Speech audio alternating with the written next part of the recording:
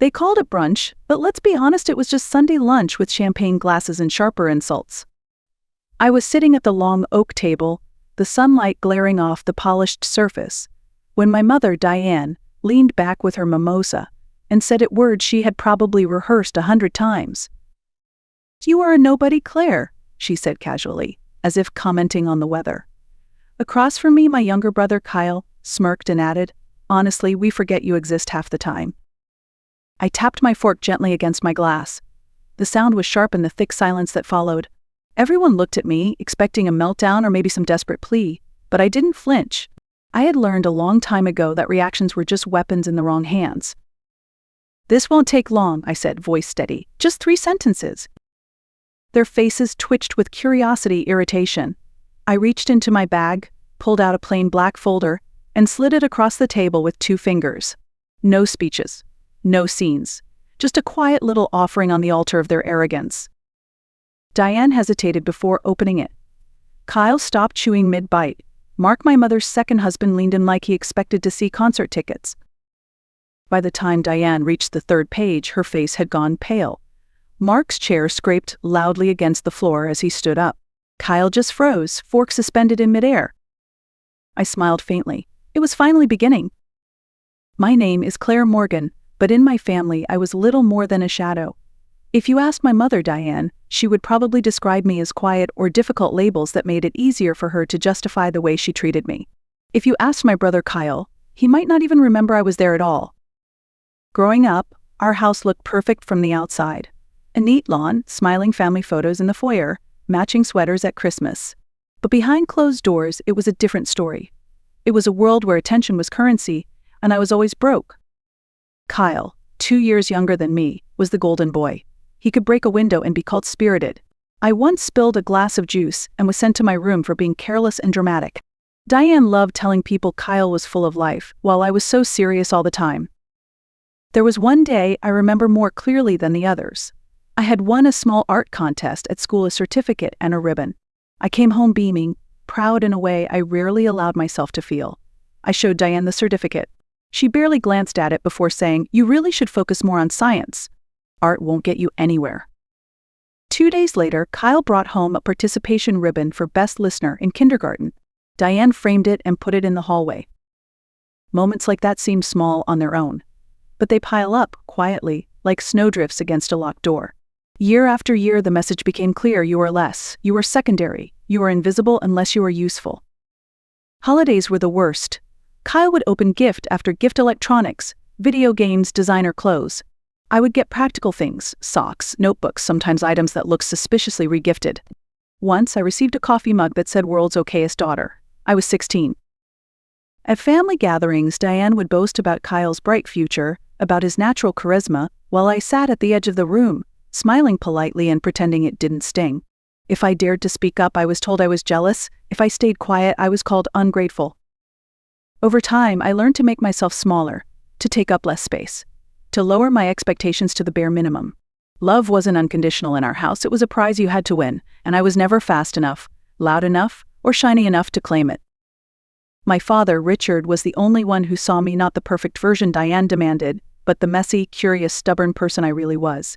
He helped with homework, listened when I rambled about books, and never once made me feel like a burden. But even that small light would be snuffed out. At 12 years old, I learned just how easy it was for the people you trusted to rewrite your entire world and erase the parts that mattered most. It happened on an ordinary Saturday afternoon. I was sitting on the living room floor, eating a bowl of dry popcorn and flipping through channels without really watching anything. Kyle was upstairs playing video games. Diane was scrolling on her phone, her face illuminated by the blue light of the screen. Then, without warning, she muted the television and turned to me. Her voice was unnervingly calm. "I need to show you something," she said. Even at 12, I knew that tone. It was the same one she used when a neighbor's dog had been hit by a car, or when she talked about layoffs at work. Serious, final. She held out her phone. On the screen was a single text message. "If you take her, I'll kill you both." The sender's name was listed as my father's. I stared at it, my heart stuttering in my chest. The world seemed to tilt sideways. Diane knelt beside me, placing a heavy hand on my shoulder.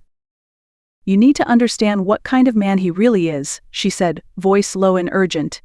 I've protected you for years. I just didn't want you to be afraid. She rubbed my back like a mother comforting a child after a nightmare. Except this time she was the one who had summoned the nightmare into the room. I wanted to scream that it couldn't be true, that my father, gentle, steady Richard, would never send something so vile. But the message was right there, glaring at me from the screen. I didn't cry. I just sat there stunned as Diane spun the story that Richard had always been unstable, that she had fought for full custody to save me, that he was a threat lurking just beyond the edge of our lives. By Monday she had already filed the paperwork, custody revoked, visitation rights stripped away. My father, who once spent hours building model rockets with me in the garage, was suddenly a ghost. There were no more calls, no visits, no letters, just silence. And I was told, over and over, that I should be grateful to be safe, grateful to be free. But deep down, buried under the fear and confusion, a small voice whispered, something isn't right. It would take years before I had the courage to listen to it. The older I got, the louder the questions became. At first, I shoved them aside. It was easier to believe Diane's version of the story than to confront the possibility that everything I had been told was a lie. It was easier to tell myself that memories of my father's kindness were just wishful thinking, that maybe I had imagined the way he used to listen, really listen, when I spoke. But doubts have a way of growing, even in the darkest soil. In college, I would hear my friends talk about their dad's small stories, silly memories, and something inside me would ache. A feeling like grief, sharp and raw, for a man who was still alive but might as well have been buried. The message Diane showed me haunted my thoughts. It didn't fit. My father had cried during Pixar movies, for heaven's sake. He wore safety goggles, just to hang Christmas lights. How could that man have written something so violent, so cruel? I told myself to let it go, to move on, to be grateful, just like Diane had taught me. But the questions wouldn't die.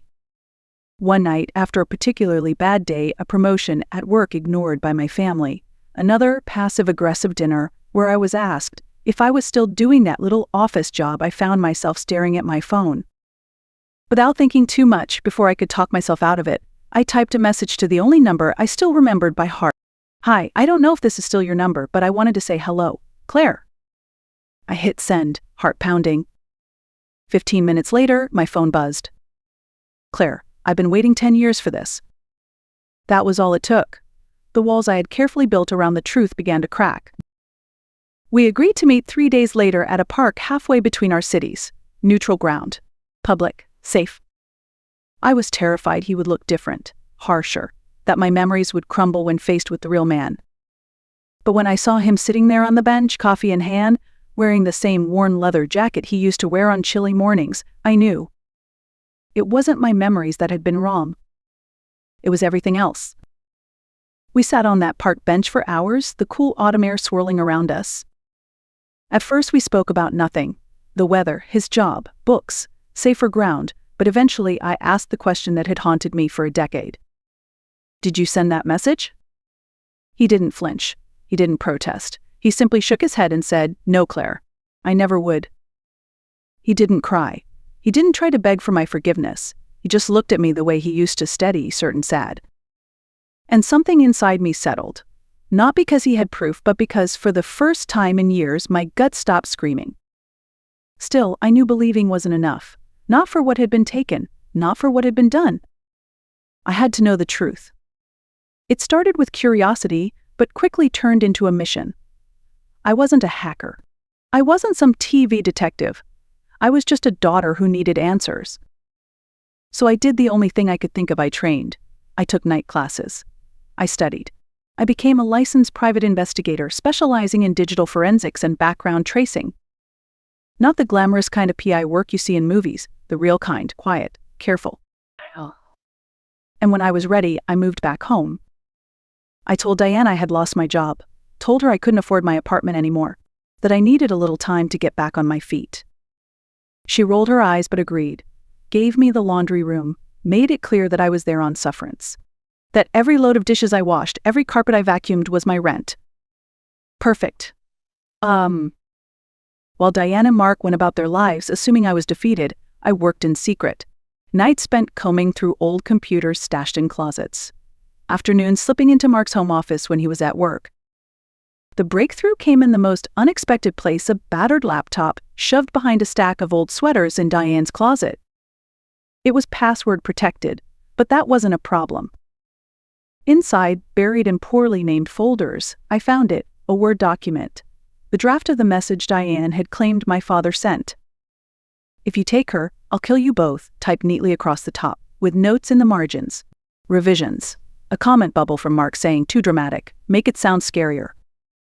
I sat back, staring at the screen, heart pounding. But that wasn't all. There were emails too, chains between Diane and Mark from the months before the divorce. Conversations about how to frame Richard, how to manipulate custody, how to hide money. They had transferred assets into offshore accounts, shell companies listed under Mark's name, properties shuffled around like pieces on a Monopoly board. Everything Diane had ever said about Richard, that he was irresponsible, dangerous, reckless, it was all a lie. A lie carefully constructed to steal everything from him, and from me. I printed everything, made copies, organized it into neat folders. One copy I handed to my father. One I kept for myself. And one, well, that was the one I slid across the table at brunch. As I watched Diane's hands tremble and Mark's face drain of color, I didn't feel triumphant. I felt free. For the first time, I wasn't the invisible daughter. I wasn't the burden or the afterthought. I was the reckoning they never saw coming. The moment Diane flipped open the folder, I saw it. First confusion, then a flicker of fear.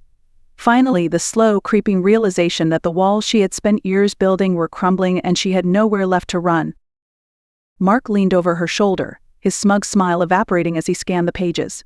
Kyle just sat there, fork frozen halfway to his mouth, looking from Diane to me like he was trying to figure out if this was some kind of joke. It wasn't. Diane's fingers trembled as she turned the pages, each one hitting the tablecloth with a soft, accusing thud. By the time she reached the final document, a complete trail of the stolen assets and the fabricated message, her face had gone ghost white. "You little," she whispered under her breath, voice trembling with rage. Mark shoved back his chair, the legs scraping loudly across the tile floor. "You said you deleted that stuff," he hissed at Diane, completely forgetting I was still standing there. I rose slowly from my chair, adjusting my sweater like I had all the time in the world. I slipped my bag over my shoulder and looked each of them in the eye, one by one. "The originals," I said calmly, "are already with people who matter. This was just for your personal enjoyment." Diane opened her mouth like she was about to say something, some excuse, some denial, but no words came out. Only a small, desperate gasp. I didn't wait for a response. I turned and walked out of that house without a second glance. No shouting, no tears, just the truth, laid bare, like a wound that had finally been exposed to daylight. I didn't even bother to grab my coat. It wasn't cold enough to stop me, and honestly, I needed the symbolism more than I needed the warmth. Behind me, the house was a beehive of panic. I could hear Mark's voice rising, demanding to know what else I had found. Diane's sharp, panicked whispers. Kyle calling after me weekly, as if somehow I was the one who had broken the family apart. But I knew better. They had shattered it themselves long ago. I had only pulled back the curtain. Later that night, my phone buzzed with a series of frantic messages. From Kyle, "What the hell did you just do?" Then, Mom's freaking out, Mark's yelling, "They won't tell me anything." From Diane, just one line. "You're not done. Don't think you're done." I smiled at the screen, the kind of smile that comes from a deep, exhausted peace. They thought they could control the story, that they could control me. But the truth was out now. And it was just getting started. The silence after I walked away was almost louder than the shouting I had left behind. For the first time in years, I didn't feel guilty for it. I checked into a small short-term rental on the other side of town under a different last name. Nothing flashy. Just enough distance to breathe while the blast radius unfolded. 2 days later, my father knocked on the door. He didn't say hello. He just stood there, a thick envelope tucked under one arm, a tired but genuine smile on his face. "I got the call," he said simply. "It's happening." The lawyer had filed everything: a petition to reopen the custody case, charges to pursue financial fraud, a motion to clear his name. It was already moving forward faster than either of us had dared to hope.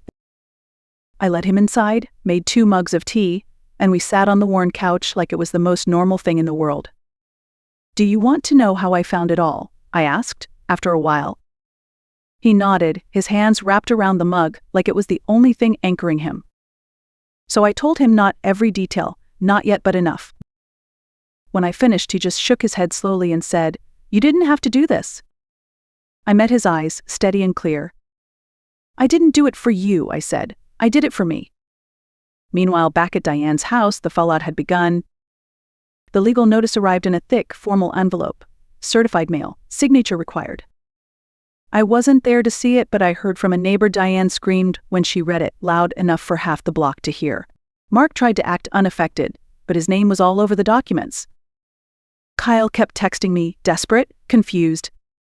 "You don't have to do this," he said. "We can fix this," he begged. But they didn't understand. This wasn't something broken that could be patched over with apologies and fake tears.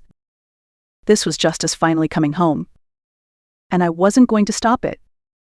I used to think closure would look like a grand confrontation, a courtroom showdown, a public apology, a sweeping moment of redemption. But real closure, it turns out, is quieter. It's choosing yourself over the people who never really chose you.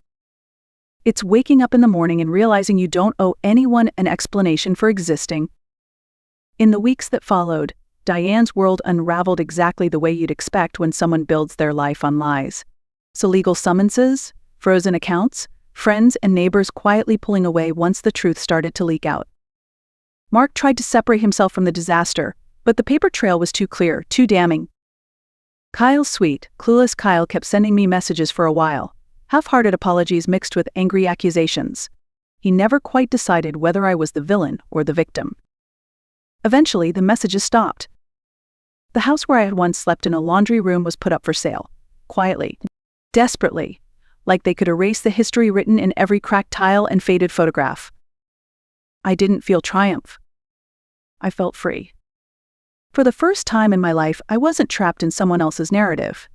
I wasn't the invisible daughter or the backup plan. I was just me. I rebuilt my life slowly, carefully. I started my own consulting business using the skills I had sharpened in the shadows. I rented a small, sunlit apartment with real wood floors and windows that looked out over a park, instead of a driveway. My father and I had coffee every Sunday, no longer strangers tethered by old wounds, but 2 people building something new, something honest. It wasn't perfect. Healing never is, but it was real. And that was enough. If you're listening to this and you've ever felt invisible, ever been made to believe that your worth depends on someone else's ability to see it, hear me now. You matter. Your voice matters. The truth, no matter how long it takes to surface, matters. You don't have to carry their lies forever. You don't have to keep proving yourself to people who are committed to misunderstanding you. Sometimes, the best revenge isn't anger. It's peace. It's building a life so full, so genuine, that they can no longer touch it. And if you're ready to start writing your own story, one where you are the main character, I'm right here with you. If this story resonated with you, please like, share, and comment below. Your story deserves to be heard too. And remember, sometimes the quietest victories echo the loudest. My name is Janet Holloway, and I never imagined I would hear my own son tell me to leave his house. I was 65 years old when Daniel, my only child, stood in front of me and said with a steady voice, "Mom, you should find a new place to live." His wife Megan did not even look up from her phone when she added, "We cannot have a useless old woman here once the baby arrives." That single sentence shattered me more than any hardship I had endured in my life. I had raised Daniel alone after my husband walked out. I had worked nights, taken double shifts, and sacrificed everything so he could have opportunities I never had. And now I was being told I no longer belonged. 6 months earlier, I had sold my own modest home to help them with the down payment on theirs. $40,000 of my retirement savings went straight into their dream. They promised me it would only be temporary, that once they were on their feet we would find a better arrangement. For half a year I had lived in the converted garage behind their new house. I paid them rent, cooked their meals, and did their laundry while Megan rested through a difficult pregnancy. I even helped Daniel with the electrical wiring and flooring when we turned that garage into something livable. I thought I was being useful.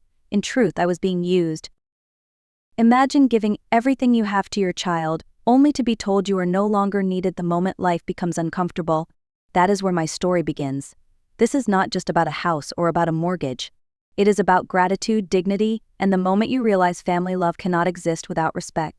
I stood there in that kitchen, listening to my son and his wife plan a future that did not include me, and I understood something very clearly. They thought they had all the power. What they did not know was that I still had cards to play. When people talk about sacrifice, they often imagine grand gestures. For me, sacrifice was not one dramatic moment, but thousands of small choices made across decades. After my husband left, I worked 2 jobs just to keep food on the table. There were mornings when I walked to the bus stop in the snow because I could not afford both bus fare and groceries. There were nights when I stayed awake sewing patches onto Daniel's jeans because buying new clothes was out of the question. I did not mind. Every ache in my body and every sleepless night felt worth it when I saw my son thrive. Daniel was my pride. When he graduated from college, I felt as if all the years of struggle had finally meant something. When he married Megan, I believed I was gaining a daughter. I remember standing in the church, tears in my eyes, convinced that the hardest years were behind me. I had no idea what was coming. When Daniel and Megan found the house they loved, the numbers simply did not work for them. Without help, the dream would slip away. I looked at my savings account, the small nest egg I had guarded for my own retirement, and I made a decision. I sold my home and handed them $40,000 for the down payment. They hugged me, told me it was temporary, and promised we would figure everything out together. I believed them because I wanted to believe. For the next 6 months, I lived in the garage that Daniel converted into a small apartment. I paid them rent every month, even though I had already given them my life savings. I cooked their meals, washed their clothes, and kept the house running while Megan's pregnancy grew harder. Daniel worked long hours and I wanted to ease their burden. I thought I was building a stronger family. Instead, I was building my own eviction notice. The signs were there. Megan stopped inviting me to family dinners. She would whisper on the phone about how cramped the house felt with me in the garage. Daniel grew quieter whenever I asked about the baby. The warmth I once felt in their eyes was slowly replaced by impatience. Then one evening they finally said what had been hanging in the air for weeks. They wanted me gone. Standing in that kitchen, I felt my heart break in a way it never had before. Not when I was abandoned by my husband. Not when I worked myself sick to keep a roof over Daniel's head. This was different. This was betrayal by the very person I had given everything for. I nodded, smiled faintly, and said I would be out by the weekend. They thought I was defeated. They thought I had nowhere to go. What they did not understand was that I had learned resilience the hard way. I had weathered storms before, and I knew how to survive this one too. 3 days later, I stood in the doorway of a small but bright apartment downtown. It was nothing fancy, just 2 rooms and a balcony that overlooked a quiet street, but it was mine. For the first time in months, I closed a door behind me that belonged only to me. I set down my boxes, breathed in the still air, and felt a calm I had almost forgotten. Freedom has a sound, and for me it was the silence of a place where no one could call me useless. I knew I could not live on savings alone, not after giving away most of what I had. So I searched for work. I was 65, and job applications felt daunting, but I had years of experience with paperwork, detail, and people. That was when I met Richard Blake. He was a property developer with a vision to transform old neighborhoods into thriving communities. Richard needed someone who knew the area well, someone who could walk through houses and spot both potential and problems.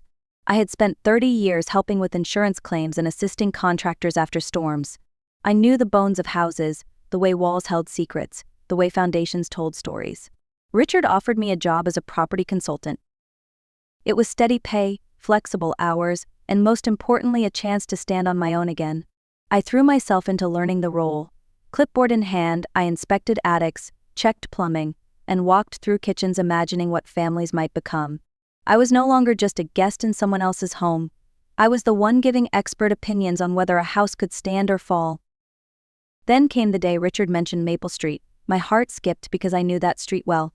It was where Daniel and Megan lived. He said he was interested in several properties there, including a converted garage. I knew immediately which house he meant.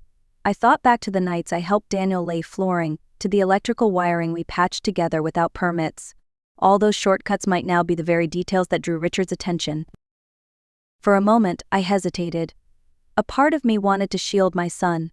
But another part remembered standing in that kitchen, hearing my own child tell me to leave. Family love cannot be built on silence and denial. I decided I would not interfere. I would not lie for them. If the truth about the garage came out, then it was simply the truth. And perhaps, for the first time in a long time, the truth was finally on my side. It was a bright spring morning when Richard asked me to accompany him to an inspection on Maple Street. I knew where we were headed before he even gave the address. My son's house. My stomach tightened, but I said nothing. This was my job now, and I had promised myself I would not hide from the truth. We pulled up to the familiar driveway, and for a moment I was flooded with memories of Sunday dinners and the laughter that used to fill that house. Richard stepped out of the car, tablet in hand, his professional smile firmly in place. I followed, holding my clipboard, trying to keep my emotions steady. Through the front window I caught a glimpse of Megan. She froze when she saw me, her eyes narrowing with confusion and dread. Daniel opened the door, his shirt wrinkled, dark circles under his eyes. He blinked at Richard, then at me. "Mom," he stammered. His voice was small, like the boy I once knew. Richard extended his business card smoothly. "Mr. Holloway, Richard Blake, Hudson Properties. This is Janet, one of my consultants. We would like to talk about your property." The silence that followed was heavy enough to choke on. Daniel's eyes darted between Richard and me, confusion battling with panic. Megan appeared at his shoulder, her hand on her swollen belly. "What is she doing here?" she demanded. Richard, who had not built a successful company by missing social cues, raised an eyebrow. "So you know each other?" Daniel swallowed hard. "She's my mother." I corrected gently. "I was asked to move out. Remember?" My tone was polite, almost sweet, but every word carried weight. Megan's face turned pale. Richard, unfazed, gestured toward the living room. "Perhaps we could sit down and discuss business." Inside, I lowered myself into a chair I had never been invited to use when I lived there. Richard spread his papers across the coffee table. "Let me be direct," he said. "I am prepared to offer you $450,000 cash for this property, closing within 30 days. Daniel blinked rapidly. "We just bought this house," he whispered. Megan gasped. "That is more than we paid." Richard nodded. "It is a generous offer, but you should know we are redeveloping this entire block. The city has already approved infrastructure upgrades. There will be construction, noise, and inspections." And then, as if reading from a script we had silently prepared, he added, "Our initial review suggests several homes here may have unpermitted modifications. Garage conversions, for example." Daniel's Adam's apple bobbed as he swallowed. Megan squeezed his arms so tightly her knuckles went white. Richard continued smoothly. "If the city finds unpermitted work during the redevelopment process, they will require full inspections and compliance. The costs can be significant. My offer stands until Friday.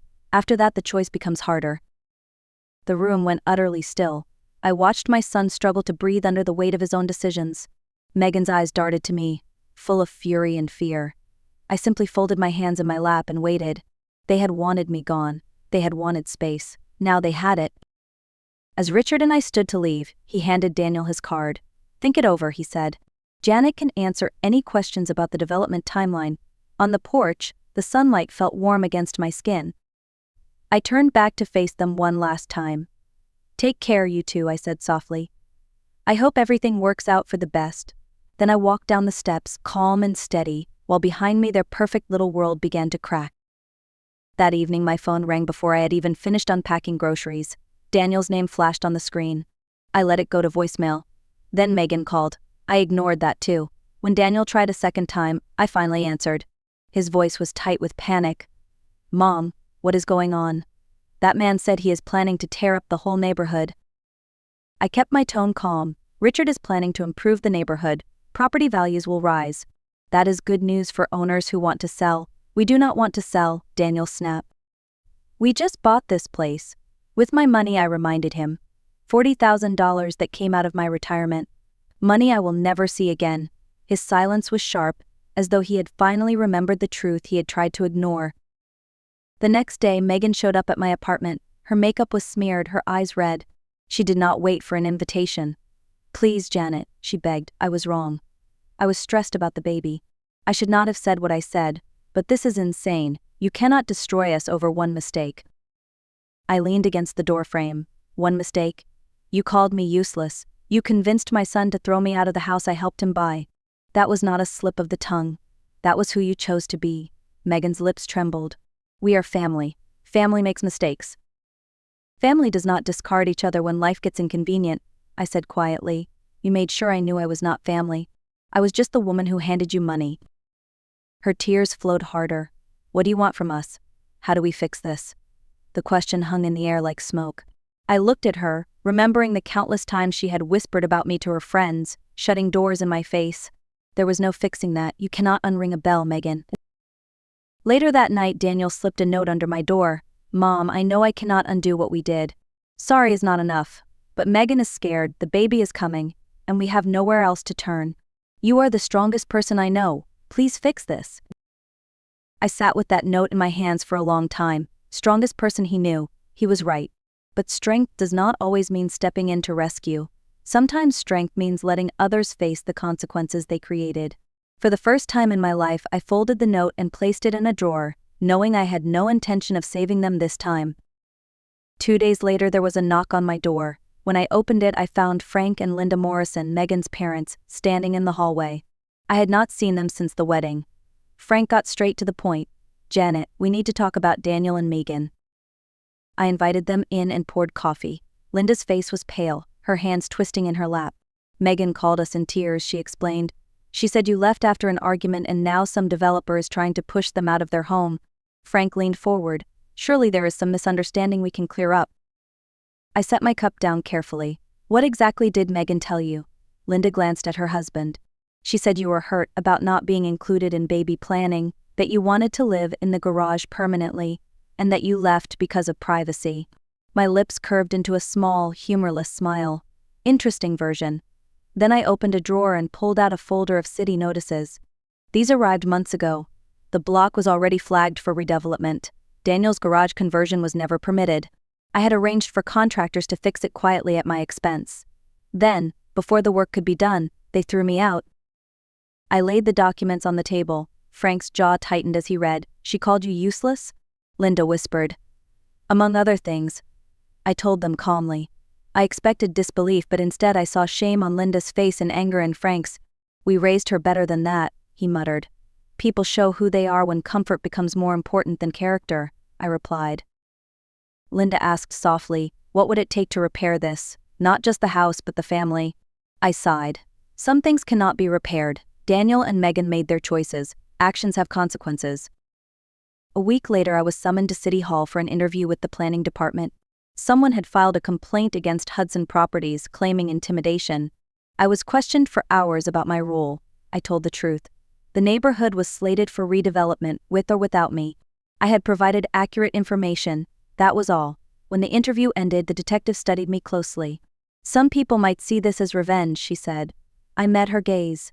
Some people might see what Daniel and Megan did as elder financial abuse. I spoke the truth. That is not revenge. Days later, Richard called. The city cleared us. No fraud, no coercion. Frank Morrison withdrew his complaint. Apparently he had some very direct conversations with his daughter. For the first time in months, I felt a weight lift. The truth had held, and without my protection, Daniel and Megan were left standing in the storm they had created. In the end, Daniel and Megan did what they had to do. They sold the house to Richard Blake for $450,000. After paying off their mortgage and closing costs, they walked away with a modest profit of $60,000.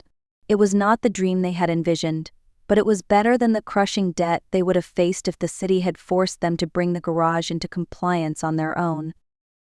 They moved into a smaller home in a different neighborhood, one they could actually afford without outside help.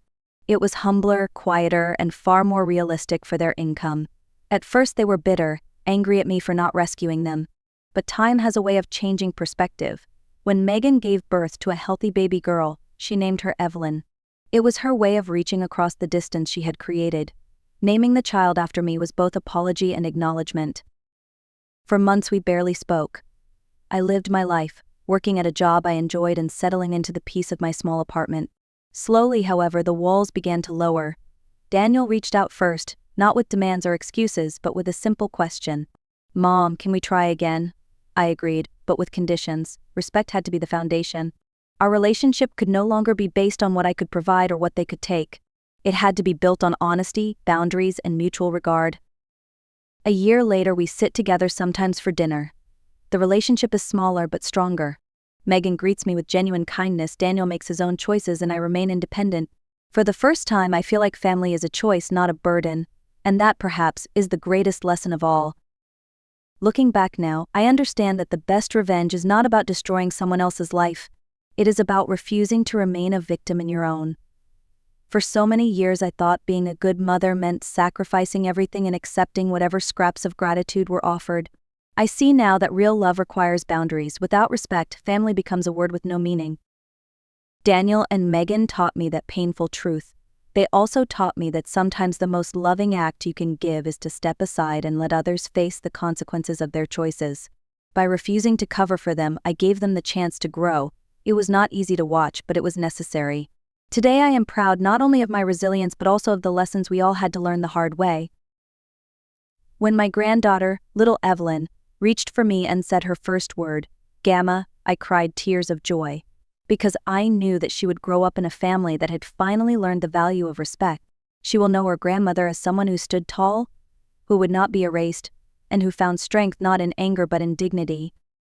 To anyone listening who has ever felt discarded, overlooked, or treated as if you no longer matter, remember this: you are allowed to require respect. You are allowed to demand that love come with honor, not just convenience. And sometimes the bravest thing you can do is simply walk away and build a life on your own terms. If this story touched you, please like this video, share it with someone who might need the message, and tell us in the comments where you are watching from. We read every comment, and do not forget to subscribe for more stories of resilience, justice, and family truths. Your voice matters, and your story deserves to be heard. My name is Constance Lowell. I am 71 years old, a retired hotel executive, and the mother of one daughter, Lena. Last week, my phone lit up with a message that changed everything. It was not long, not cruel on the surface, but it sliced through years of sacrifice with just a few words. "Mom, we would prefer you not attend. It is better for the vibe." I read it once, then again, then a third time, hoping the words might shift into something kinder. They did not. 3 weeks before Lena's wedding, 3 weeks after I had wired $40,000 to the planner as a gift, I was erased with a text message. No sorry, no explanation, just a dismissal written as casually as a grocery list. Better for the vibe. In Lena's world, perhaps a grieving widow in worn cardigans did not fit the curated image she wanted to present. Perhaps a woman who had built an entire hospitality empire from the ground up was a liability in a room filled with designer gowns and careful photographs. My hands did not shake with rage, they shook with recognition. This had been coming for years, and now it had finally arrived. With one sentence, my role as mother of the bride had been reduced to a disruption. Before that text, I never believed I needed recognition. Applause was for others. I found my purpose in work, in the quiet rhythm of creating something that lasted. My late husband Richard and I began with a single roadside inn by the harbor. The carpets were threadbare, the ceiling leaked when it rained, and the room smelled faintly of salt and mildew. Most people would have walked away. Richard did not. He arrived with a ledger and a toolbox and told me, "This place can shine if someone loves it enough." I did not realize he meant both the inn and me. We poured ourselves into that building. He handled repairs, I handled guests. I learned how to stretch linens, balance menus, and make strangers feel at home. Slowly, the Sawyer collection grew. From one struggling inn to a chain of 32 resorts, retreats, and historic hotels across the country. We hosted presidents, artists, and newlyweds. Yet what mattered most to us was never the fame or the profit. It was the soul of each place, the memory it carried, the warmth the guest could feel from the moment they walked in. By the time Lena finished college, Richard and I had built a legacy. Not flashy, not loud, but steady. He believed if you built with heart, the money followed. I believed if you served with care, the love endured. Together we proved both true. I wanted to believe that the message was an accident, that Lena had typed it in haste or meant it for someone else. But the next day, I learned the truth. A copy of an email reached me through the planner's office, forwarded without intention but impossible to ignore. The subject line was clinical. Final venue note. The words inside were sharper than any argument could have been. For the sake of keeping our event elegant and free of emotional stress, I kindly asked that my mother, Constance Lowell, not be included in the guest list or permitted at the venue. Her presence would be disruptive. Disruptive. That was the word she chose, not grieving, not overwhelmed, not even unwelcome. Disruptive, as though I were background noise interfering with a carefully arranged melody. The planner had replied politely, confirming receipt. No one questioned it, no one pushed back. To them, it was just another request from a bride. I set the email down on the kitchen table beside an old photograph of Richard and me on our wedding day. Two versions of womanhood stared back at me, one held by love in white lace, the other dismissed with bureaucratic precision. I whispered into the silence, I lost my husband, and now I have lost my daughter too. Yet even as grief pressed against my chest, something steadier began to rise. I was not powerless. I was not a disruption. I was the foundation, and without the foundation there is no house at all. That afternoon, I walked into Richard's old study. The room still smelled faintly of cedar and ink, the kind of air that carries memory. In the back drawer lay his fountain pen, black with a gold trim. He had signed every major contract with it, every lease, every expansion document. For 3 years since his passing, I had not touched it. That day I picked it up. I dialed the landline, not my cell. Only a handful of people still called that number.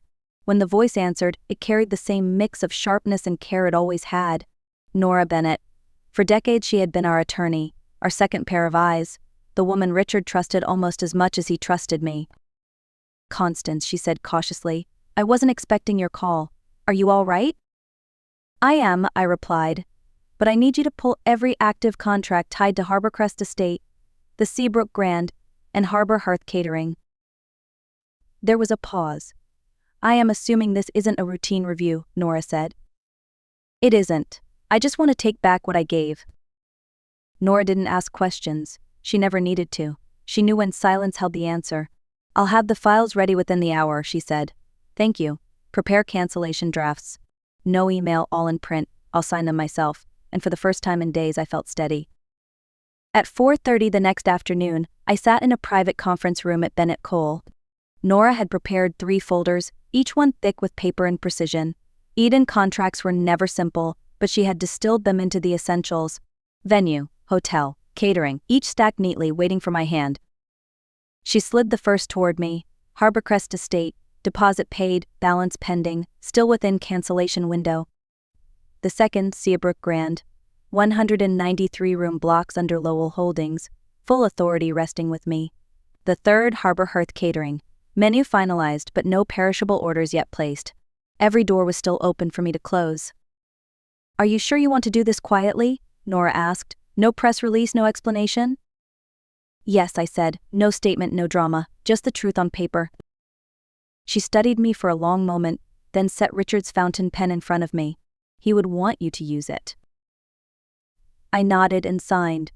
One by one I moved through each folder. The pen felt heavier than I remembered, or perhaps I had grown older. But my hand did not shake. Each signature was not revenge. It was reclamation, not destruction, but clarity. When the last page was complete, I capped the pen and returned it to its case. Nora didn't offer congratulations. She simply gave a small nod, a silent recognition between two women who understood that power does not always roar. Sometimes it whispers across paper, in ink that cannot be erased. The first ripple came at dawn.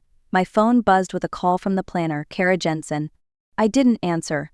Within minutes, the buzzing turned into a steady rhythm, calls from numbers I recognized, and numbers I didn't. By mid-morning there were voicemails stacking up, each one carrying urgency that felt almost frantic. Kara finally left a message. Mrs. Lowell, I don't know what's happening, but the contracts for the estate, the hotel, and catering have all been voided. The staff is asking for direction. Guests are calling. Lena hasn't picked up. Please call me back. I poured another cup of tea and let the message sit. In the city, word was spreading quickly. Vendors were confused, deliveries were paused, and hotel reservations vanished from the system as if they had never existed. What Lena had once bragged about as the wedding of the season was suddenly unraveling, thread by thread. By noon I imagined her face, probably pale, phone clutched tight, Ryan beside her demanding explanations. They would blame the planner, then the vendors, maybe even a clerical error. But eventually, their eyes would land on the one truth they had ignored. Everything they had built their perfect day upon carried my name. And without my signature, it no longer stood. That evening my phone lit up again. This time the name on the screen wasn't Kara's. It was Lena. For a moment I considered letting it ring, but something in me wanted to hear her voice, if only to know the tone she would choose. "Mom," she began, sharp and fast, "what did you do?" I didn't raise my voice, I didn't sigh. I simply answered, "I took back what I gave." "You ruined everything," she snapped. "The venue is gone. The rooms. The food. Do you know how humiliating this is?" I leaned back in my chair, looking out the window at the garden Richard once planted. "I didn't ruin it, Lena. You did that the moment you told me I wasn't welcome." She scoffed. "Oh, come on, don't be dramatic, it was just a vibe thing." A pause stretched between us, quiet but heavy. "Just a vibe thing," I repeated. The words felt thin, as if they could never hold the weight of what they cost. "You excluded me, Lena. I didn't fight you. I didn't argue. I simply stepped back. Now you're left with the space you made?" Her breathing quickened. "I thought you were better than this." "No," I said calmly. "I am simply no longer invisible." By the next morning, the cracks had widened. The florist withdrew first, citing scheduling conflicts, though I knew the truth. Then the string quartet quietly canceled, unwilling to risk their reputation on a ceremony now branded as unstable. Within hours, 2 makeup artists and a photographer followed suit. It was not malice. It was momentum. In the digital age, silence doesn't last long. A small bridal blog ran a headline: "Lavish Harborcrest wedding cancelled without explanation." Soon, forums picked it up. Guests began whispering. Some posted screenshots of hotel confirmations that had disappeared overnight. Others shared frustration at cancelled travel plans. The story was out, and it grew with every passing hour. Lena tried to salvage control. She posted a polished photo of herself and Ryan at a tasting, captioned with hashtags about love conquering all. But the comments told another story. "Didn't your mother own that venue? Is it true she pulled the plug? If she did, why?" Ryan stayed quiet, but I imagined the questions forming behind his eyes. Optics had always been Lena's game, yet here they betrayed her. The curated image was collapsing, not in one dramatic fall but in a series of small, relentless fractures. And all I had done was sign my name and let silence work. It was Ryan who uncovered the truth first. After another vendor refused service without direct authorization, he called the hotel himself, hoping to resolve what he thought was a billing mistake. The manager, cheerful but unaware of the tension, confirmed what Lena had hidden. "Yes, Mr. Mercer, all contracts were signed and prepaid by Mrs. Constance Lowell. She is listed as the sole owner of the accounts. Lovely woman, very precise." Ryan froze. He asked again, slower this time, "You're certain? Every contract? Every payment?" The answer didn't change. My name was on every line, my signature on every page. That evening he left a note at my door. A plain envelope, no flourish, just a few words in his handwriting. "Mrs. Lowell, I owe you an apology. I see it now. I see everything, Ryan." I held the note in my hand for a long time, feeling its weight. It wasn't joy that washed over me, nor triumph. It was recognition. For once, someone connected the threads Lena had cut away. Someone understood that love and loyalty are not decorations for a wedding, they are the ground it stands on. Ryan saw it, and once seen, truth cannot be unseen. The wedding did happen, though not the one Lena had imagined. Without Harborcrest, without Seabrook Grand, without the glow of chandeliers or the echo of live music, she settled for a plain hall on the edge of town. It was the kind of space usually rented for retirement banquets or middle school recitals. Beige walls, dim lights, folding chairs, nothing more. Only a fraction of the original guest list appeared. Some had already canceled travel when the venue fell through. Others quietly chose not to be part of a gathering now whispered about as a scandal. No orchestra filled the air. No florist's touch softened the room. Lena walked down the aisle without a bouquet in her hands, her heels striking the thin carpet with a sound too sharp for celebration. They say beauty can save a moment. Lena was beautiful in her dress, but beauty cannot fill silence. Ryan stood at the altar, but his smile was absent. He looked not at her but past her, as though already measuring the distance between them. When the officiant invited them to kiss, Ryan hesitated. Just a breath, just a pause, but enough for the room to notice.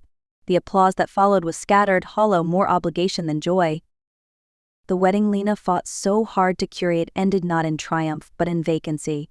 A day meant for new beginnings unfolded like an afterthought, and all the while I was not there, not in person, not in spirit. I had given her space and she finally felt its weight. The night before the ceremony, I sat at Richard's old desk with a single sheet of heavy stationery. I had no desire for speeches, no appetite for confrontation, but I knew silence alone was not enough. There had to be a final word, not shouted, not argued, but written. I began slowly.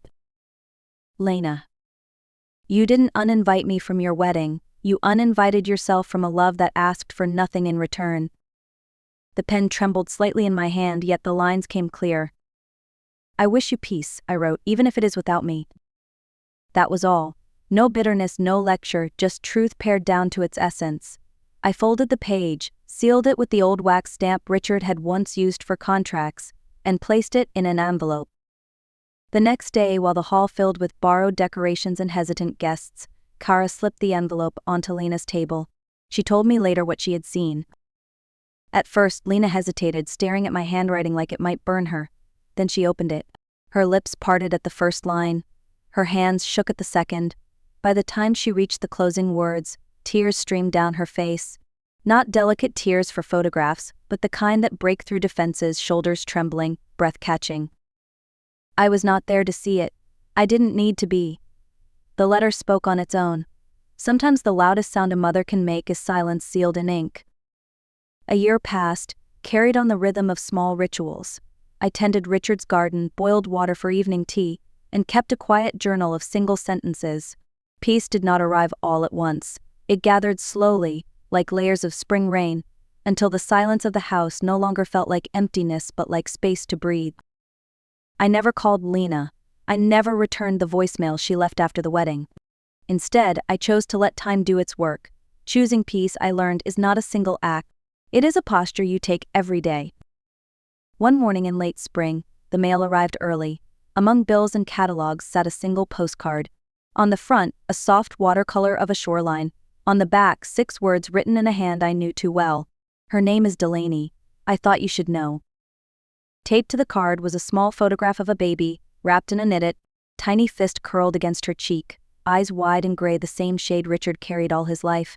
My breath caught, not as a gasp, but as a widening, a window opening in a locked room.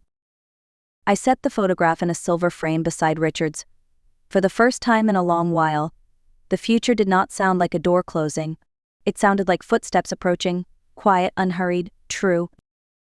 Forgiveness, I realized, was not forgetting. It was leaving a chair open at the table, ready for whoever chooses to return. Looking back, I see the wedding was never truly about flowers or music or venues. It was about belonging, about who is allowed a seat at the table and who is quietly erased. My daughter thought removing me would protect her image. What she did not realize is that image without foundation always collapses. I will not pretend it didn't hurt. It cut deeper than any argument, but I also will not deny the strength it gave me. For the first time, I chose myself without apology. I stood on the ground Richard and I built, and I refused to let love be confused with control or generosity mistaken for obligation. Lena may learn in her own time, perhaps through Delaney, perhaps through the slow unfolding of years. That part is not mine to control.